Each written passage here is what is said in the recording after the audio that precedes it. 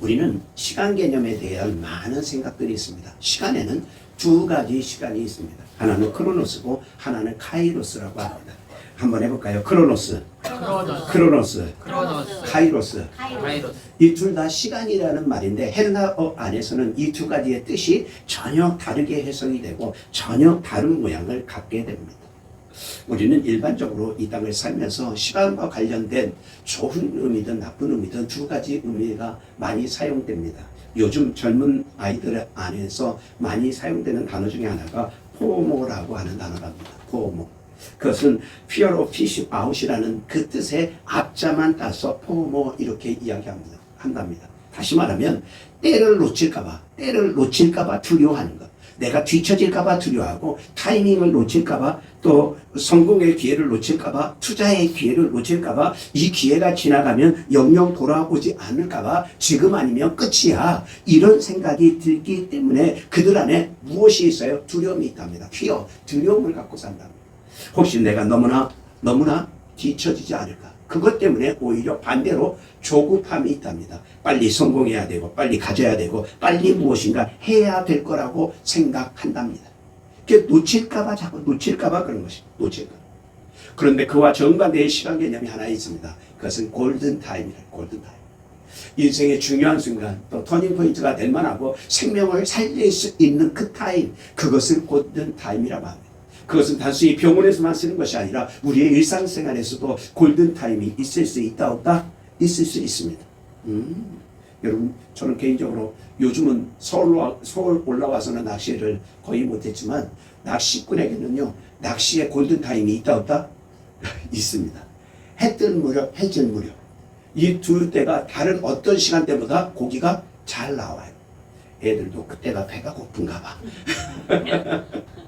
그래서 낚시꾼들은 그 시간들을 아주 잘 지켜서 합니다. 여러분, 병원뿐 아니고 그런데 취미생활에서뿐 아니라 우리의 일상생활 속에서도 골든타임은 얼마든지 있을 수 있습니다. 정말 중요한 순간, 결정적인 순간이 내게 있어질 수 있습니다. 오늘 본문 안에 예수님의 제자들이 예수님에게 이야기합니다. 형님, 지금이 골든타임입니다. 예수님의 형제들이 얘기해요. 지금 형님 골든타임이에요. 골든타임. 정말 이 기회 놓치면 안 됩니다. 어쩌면 그들 그 안에는 골든타임과 포모가 같이 있는지도 몰라요. 요때 기회라고 생각하는지 몰라요. 우리 요한복음 7장 우리 6절로부터 오늘 읽었는데 그 배경이 되고 있는 2절로부터 5절 말씀을 같이 교독합시다. 유대인의 명절인 초막절이 가까운지라 그 형제들이 예수께 이르되 당신이 행한 일을 제자들에게 보게 여기를 떠나 유대로 가소서. 스스로 나타나기를 구하면서 묻혀서 일하는 사람이 온난이 이 일을 행하려 하거든 자신을 세상에 나타내소서 하니 이는 그 형제들에게까지도 예수를 믿지 아니하니라. 아멘. 여기서 형제라고 말하는 건 예수님의 제자들과는 단어가 다른 것입니다. 여기 형제들이라고 하는 것은 예수님의 피부치, 예수님의 동생들을 지금 이야기하고 있는 겁니다. 그 동생들이 왜? 갈릴리 지역에 예수님이 계시기 때문에, 갈릴리에 계시기 때문에, 갈릴리는 그 당시에는 중심 도시 아니에요?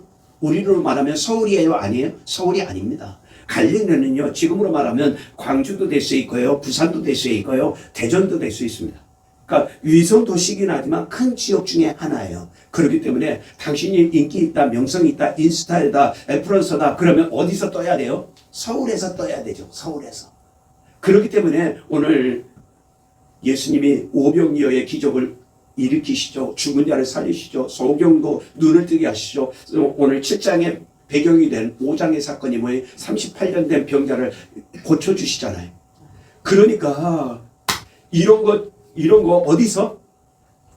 도시로 가시라고. 예루살렘에 가시라고. 지금 당신에게 형님이 지금 골든타임 아닙니까? 지금 가서 여기 있지 말고 스스로 나타내기를 구하면서 묻혀 사는 사람이 어디 있습니까? 이 촌동네, 이 갈릴리에 왜 있습니까? 예루살렘으로 가십시오. 예루살렘으로 가시죠. 우리나라의 속담에도 말은 어디로 보내고? 제주도로 보내고, 제주 사람들이 싫어할지도 모르겠어요. 사람은 어디로 보내라고요? 서울, 한양으로 보내라는 말이 있지 않습니까? 그러니까 여러분, 우리 딸이지만 제가 서울에 와서 살기 시작하니까 우리 아이들이 그런 얘기를 하더라고요. 인서울한 게 스펙이래. 어디에 살고 있다는 게 서울에 살고 있다는 것보다 더 스펙이래. 그래서 야, 참 대단하다 그랬어요. 그런데 얼마 전에 우리 제 큰딸이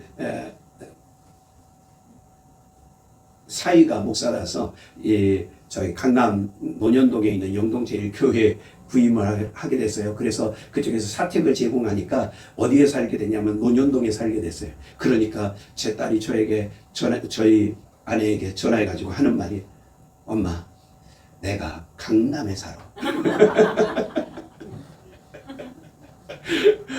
교회에서 제공한 것이지만 거기 전세 얻어서 가려면 또 얼마나 힘들고 또 집을 산다는 건 얼마나 힘들겠어요. 그러니까 그 강남에 산다는 게 뭐라고요? 스펙이 되는 거예요. 그래서 제가 얘기했죠. 야, 나는 청년 시절 내내 강남에 살았다. 왜냐면 제 본적이 서울로 옮겨질 때 강남이거든요. 강남구, 그렇게 방배동 그렇게 돼 있거든요. 그러니까 아이가, 저는 그게 아무것도 아니었는데 제가 두 딸을 어디에서 평택에서 두 자녀를 20년 넘게 키웠기 때문에 아이들이 서울에 대한 그런 게 있는 것 같아요. 또 요즘 강남에 대한 그런 것들이 있는 것 같아요. 오늘 예수님의 제자들도 똑같은 거예요. 형님 왜 여기 계시냐고. 형님 여기 계시지 말고 그렇게 나타내기를 좋아하면 좀 올라가시라고. 올라가서 예루살렘 수도에 가가지고 서울에 가가지고 좀 이야기하고 서울에 가서 기적을 나타내고 서울에 가서 좀 명리 서게 해보라고. 아마 동생들은 그러면서 이런 생각 하나쯤은 했을런지 몰라요. 형님이 뜨면 우리도 뜨리라. 형님이 한 자리 하면 나도 한 자리 하리라. 이건 형제들만의 생각이었어요. 제자들도 그런 생각을 하고 있었어요. 제자들도 그런 생각을 했으니까 당연히 형제들은 더 했겠죠. 그런데 중요한 구절 하나 있잖아요. 5절. 이는 그 형제들까지도, 이 까지도라는 단어를 읽어야 돼요. 다시 말하면 그 주변에 있는 모든 사람들도, 유대인들도 믿었다 안 믿었다? 예수를 믿지 않으니까 인간적으로 생각해요. 이거 골든타임 아닙니까? 이거 포모 아닙니까? 그러니까 좀 이렇게 나가보는 건 어때요? 라고 지금 이야기하고 있는 것입니다. 또 하나는 이때가 초막절이에요. 초막절은요, 유대인들에게 있어서 매우 중요한 절기입니다. 매우 중요한 절기. 1년에 3차례 너희는 내 앞에 보일지라. 그때 말씀하실 때가 뭐예요? 첫 번째가 6월절, 두 번째 초막절, 세 번째가 수장절이. 이 3번은 반드시 어디에 와서 예루살렘 수도에 모여서 일주일 동안 축제를 벌이거든요. 이 세 절기가 다 그렇습니다. 그런데 이스라엘 전체에서만 사람들이 몰려오는 것이 아니라 이스라엘이 흩어져 있는 그냥 주변 유럽 전체에 흩어져 있는 그 이스라엘 백성들이 전부 다 모여드는 시기가 바로 이 초막절이. 이 3대 절기. 그러니까 이때가 너무너무 사람들이 너무너무 모여든 때예요. 그러니 골든타임이 아니다. 형제들이 보기에는 골든타임. 정말 이때가 아니면 안 된다고 생각되는 그때가 바로 이때. 그러니까 이야기합니다. 형님 올라가시지요. 형님 한 자리 차지해 봅시다. 형님 지금이 인기 짱 먹을 시간입니다. 지금 해봅시다. 이 땅의 모든 인생은 예수님 때나 지금이나 두 가지 인생을 삽니다. 하나는 크로노스의 인생이고 하나는 카이로스 인생입니다. 크로노스, 카이로스. 스로 끝나니까 비슷해 보이지만 뜻은 전혀 다릅니다. 크로노스는 그냥 인생의 흐르는 시간. 지금 우리가 12시 35분이 지났네요. 그 시간, 이렇게 흐르는 시간을 뭐라고 말해요? 크로노스라고 이야기합니다. 근데 이와 정반대로 카이로스는요, 의미 있는 시간, 결정적인 시간, 목적이 있는 시간. 그래서 하나님의 뜻과 부합되고 하나님의 생명과 함께 되는 그 시간이 카이로스예요. 따라해 봅시다. 크로노스, 카이로스, 크로노스, 카이로스, 크로노스, 카이로스.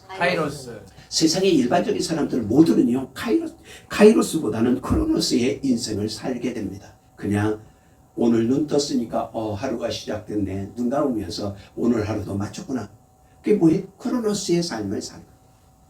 그런데 카이로스의 이 삶은요, 매일 내 삶 속에 하나님의 목적과 하나님의 뜻과 하나님의 의미, 가치 있는 삶을 향해서 나가는 그것이 바로 카이로스의 삶입니다.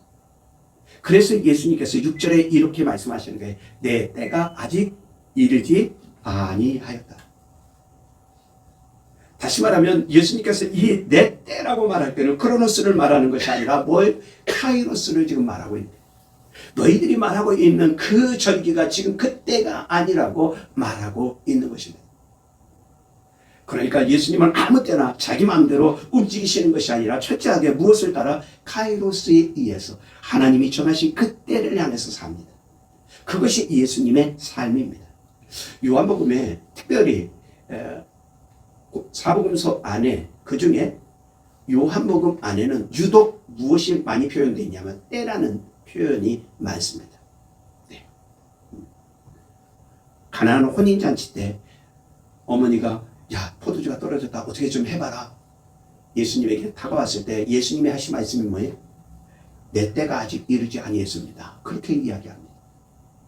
그리고 7장에 오늘 내 때가 이르지 아니했다 말씀하실 뿐 아니라 사람들이 죽이려고 7장, 8장, 9장에 가면 죽이려고 달려듭니다. 그럼에도 불구하고 그 때가 되지 아니하였으므로 그들이 붙잡는다, 잡지 못한다? 잡지 못했다고 말합니다. 그런데 십자가를 앞두고 예수님이 이제 내 때가 되었느니라, 때가 되었다. 그리고 누구에게? 군사들에게 붙잡혀 가십니다. 그리고 십자가를 향해서 갑니다. 예수님의 삶은요, 철저하게 말씀에 의한, 말씀을 위한, 그리고 말씀에 의해서 살아가신 분이 누구다? 예수 그리스도 그분입니다. 이것을 마태복음에서는요, 말씀, 구약의 말씀이 어떻게 지금 예수님에게 이루어졌는가? 말씀을 가져와서 예수님 왕이신 그분을 증명합니다. 근데 요한복음에서는요, 말씀이라고 표현하지 않고 때라는 개념으로 계속해서 사용합니다. 예수님은 카이로스, 철저히 목적에 의해서 그 때를 찾아가는 것입니다. 이것이 바로 예수님의 삶인 것입니다. 미국에 한 유명한 의사가 하나 있었습니다. 의사가 많은 정말 젊은 의사로서 사람들에게 존경도 받고 그런 사람. 그런데 이상하게 자기 친구들 동료는 계속해서 교수도 되고 그리고 또 병원장도 되고 계속해서 더 높이 올라갑니다. 근데 이 사람 누가 봐도 재능 있고 누가 봐도 유능한데 이상하게 승진해서 떨어지고요. 연구하면 연구가 실패가 되고요.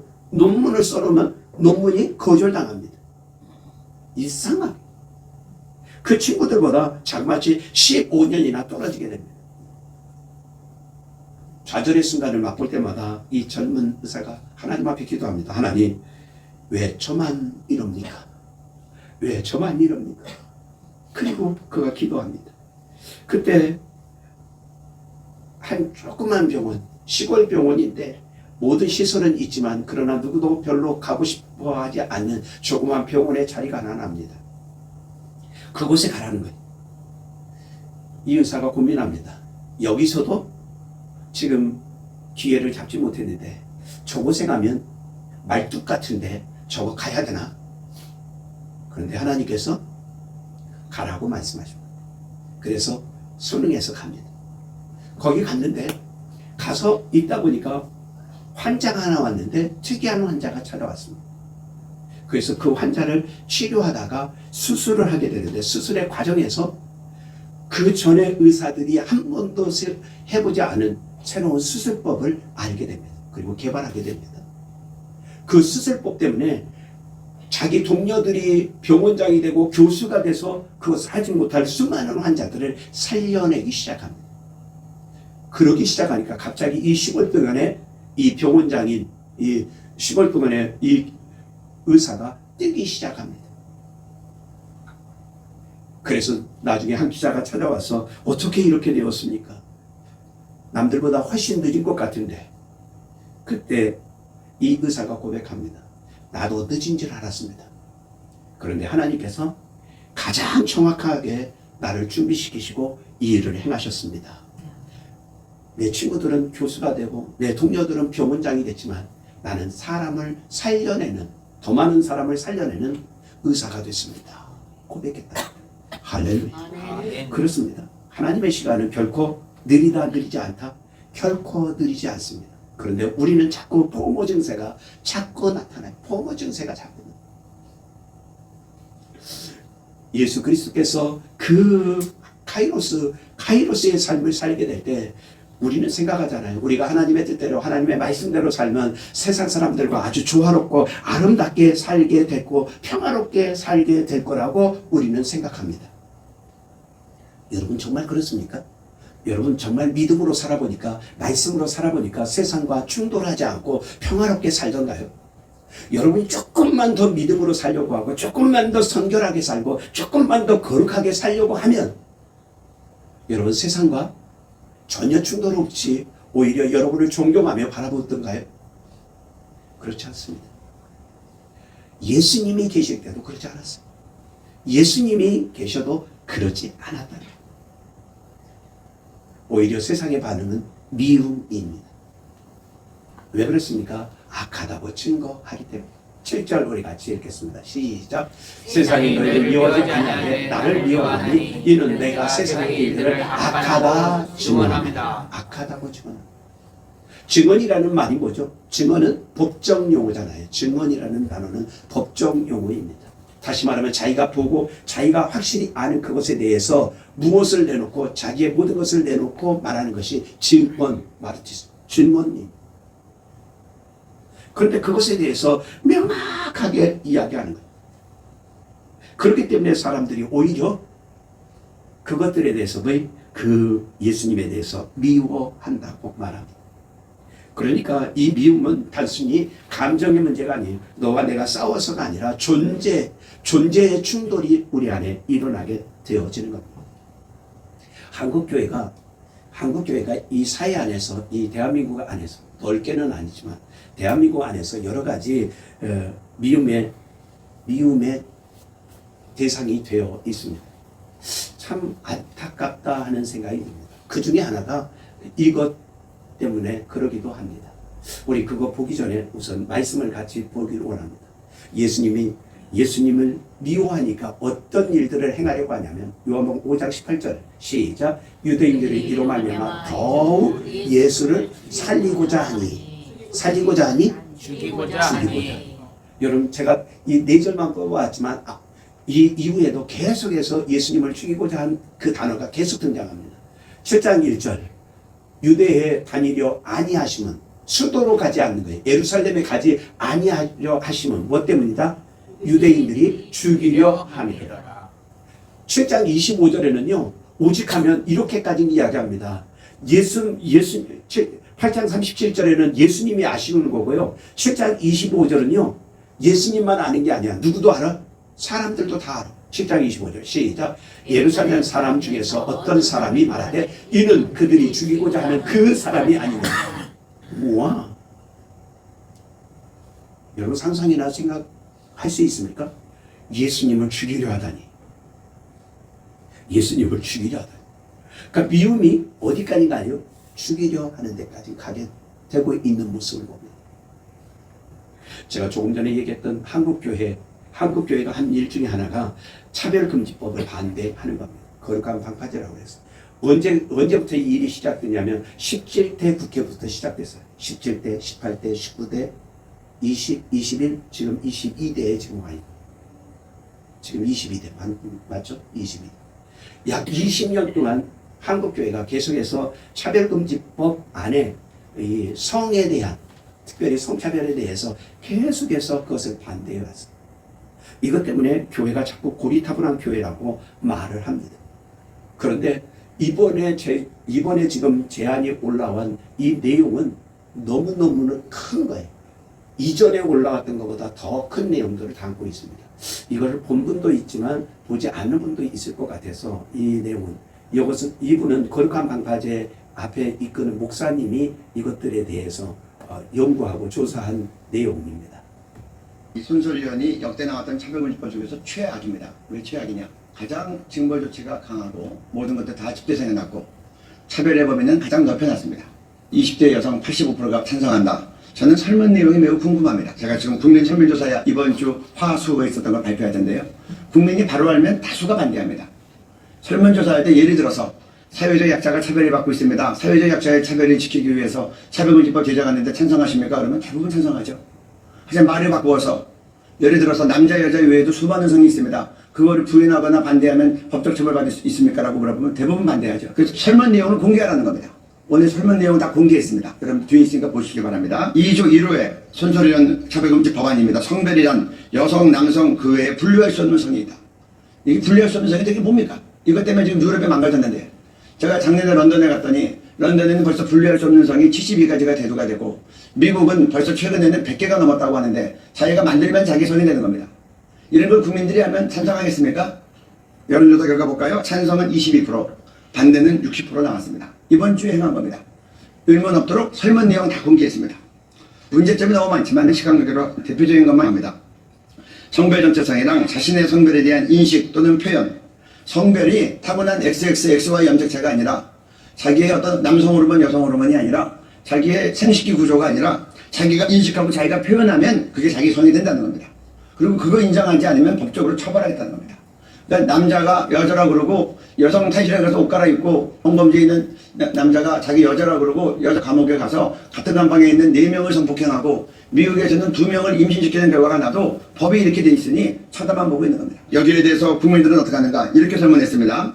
타고난 성별이 여성과 남성을 무관하게 자신이 주장하는 성을 법적으로 인정하는 것에 대해서 찬성 24%, 반대 66% 나왔습니다. 그 다음에 성전환 수술하지 않고도 자신이 원하는 대로 성을 합법적으로 바꿀 수 있는 것. 성전환 수술 않고도 자기가 여자라 그러고 여자 감옥 가는 겁니다. 그리고 여자 죄수들 강간도 하는 겁니다. 찬성 17.5%, 반대 74.4%. 이게 국민들 뜻입니다. 국회의원들 잘 들으시기 바랍니다. 그리고 차별금지법 주장하는 의원들, 단체들 왜곡해서 설문조사하지 말고 설문조사 내용 다 공개하십시오. 아까 갤럽도 얘기 나왔는데 갤럽도 예를 들어 성적 취향 그러면 국민들 모르죠. 그 안에 동성애 들어가 있다는 거. 처벌조항 얘기 안 하니까 잘 모르죠. 다 알고 찬성할 사람이 얼마나 됩니까? 이거 보십시오. 찬성 17.5%, 반대 74.4%. 그리고 마지막으로 처벌에 대한 것만 얘기하겠습니다. 국가인권위에 제기하면 3천만 원 이하의 이행강제금을 부과하고 반복해서 부과할 수 있다. 제가 쉽게 예를 들겠습니다.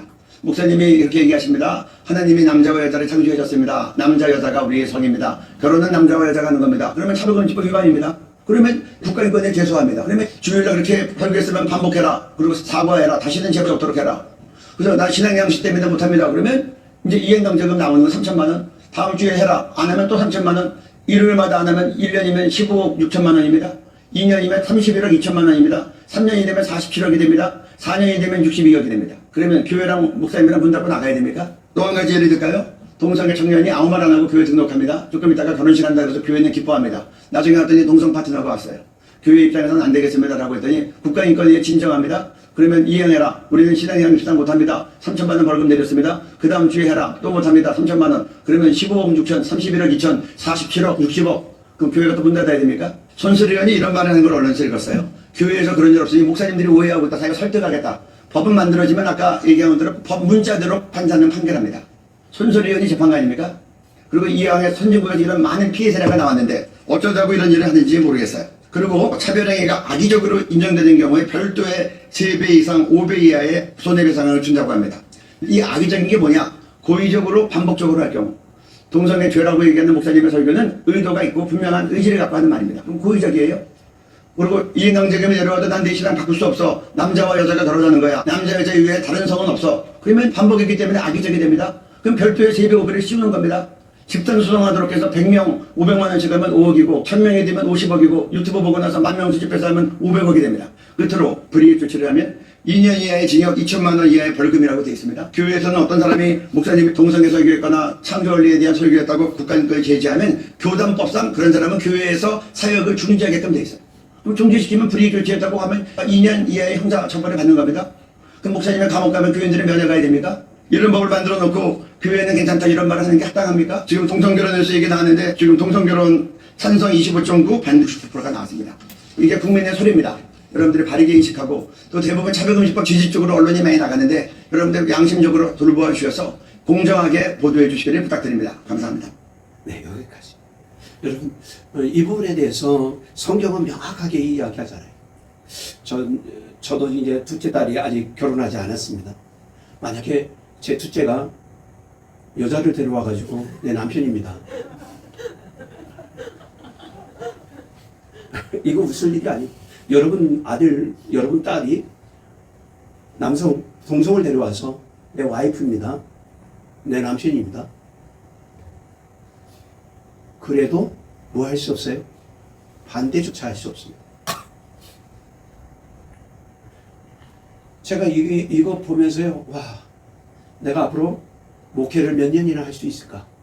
그런 생각을 선뜻하게 합니다. 왜냐하면 저는 일의 경고만으로도 감당이 돼야 안 돼요. 3천만 원이 없어서 일의 경고만으로도 저는 끝이 납니다. 일의 경고만으로. 저는 왜 이거 계속해서 얘기할 수밖에 없어요? 하나님의 말씀에 명백하게 어긋나기 때문에. 세상에 많은 것들이 명백하지 않을 때는 혼선이 있을 수 있어요.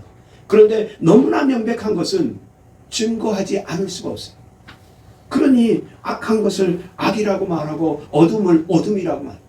오늘 예수님이 악하다고 말한 그것 때문에 뭐예요? 미움을 사고 그 미움 때문에 결국은 죽이려 하는 그 결과가 나오지 않습니까?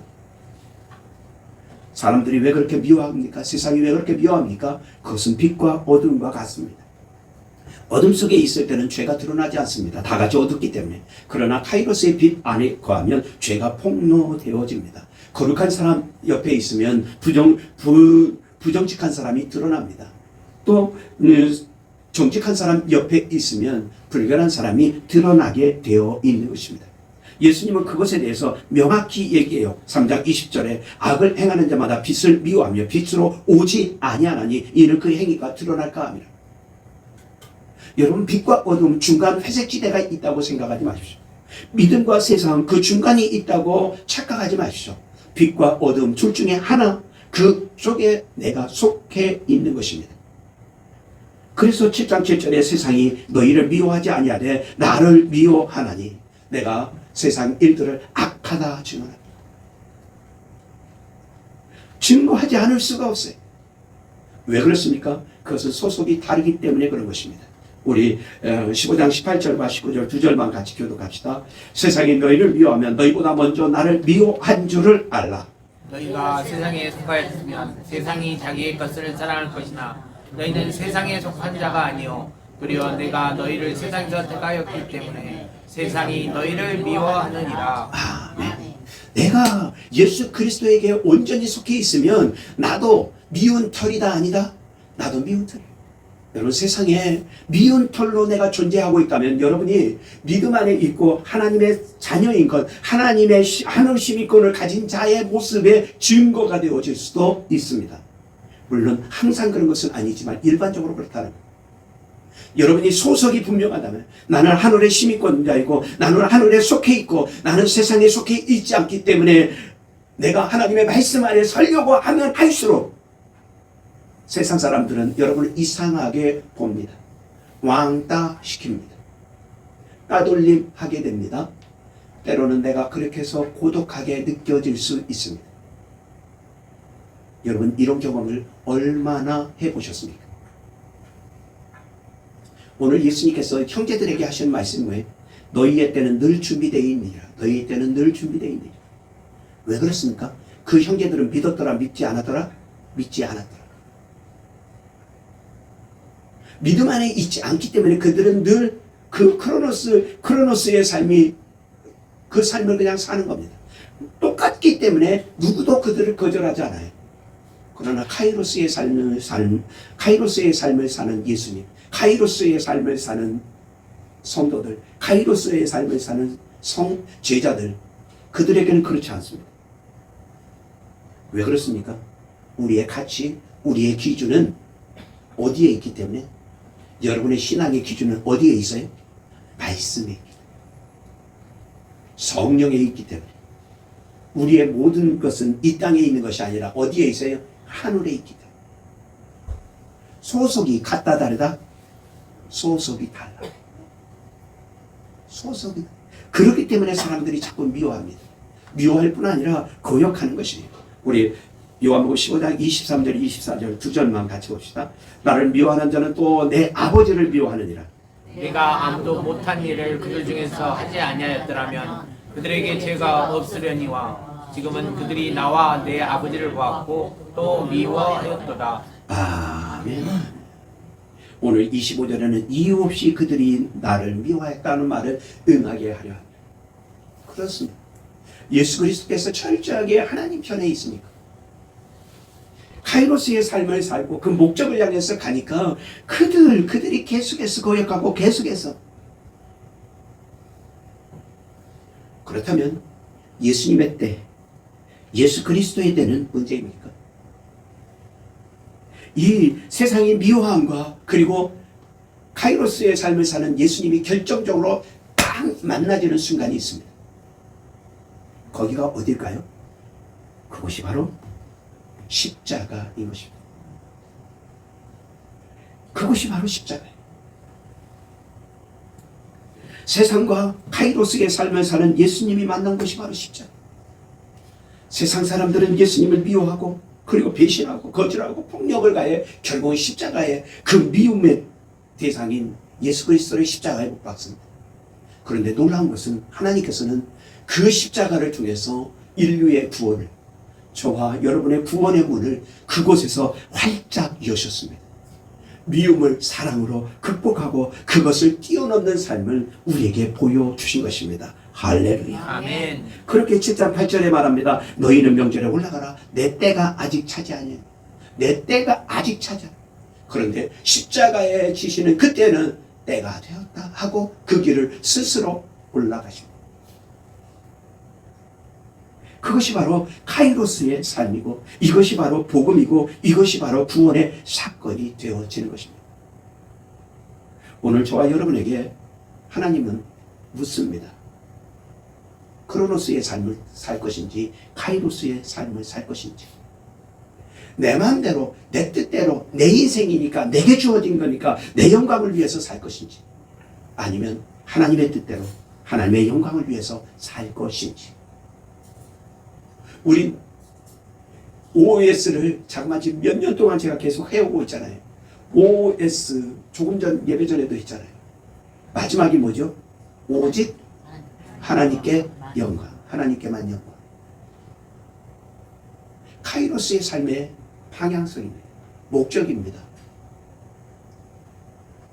여러분 어떻습니까? 여러분 예수 그리스도 안에 있다고 하면서도 이 크로노스와 카이로스 그 중간 어디 카레가 있지 않나? 혹시 그렇게 생각하십니까? 중간은 없습니다. 둘 중에 하나 우리는 선택해야 되고 그 선택 안에서 하나님은 우리를 어디로? 카이로스의 삶으로 초대하고 계십니다. 아멘. 예수님을 따라 너도 그렇게 살아보지 않을래? 마태복음 6장 33절에 그런즉 너희는 먼저 그의 나라와 그의 의를 구하라. 하나님의 영광을 위해. 그 방향성이 그 방향성. 그러면 어떻게 우리가 카이로스의 삶을 살 수 있을까요? 내 힘으로? 내 결단으로? 내가 지금부터 그렇게 할 거야? 아니. 힘으로 되지 않습니다. 능으로 되지 않습니다. 여러분의 지식으로 되지 않습니다. 오직 성령으로. 오직 말씀의 능력으로만 가능합니다.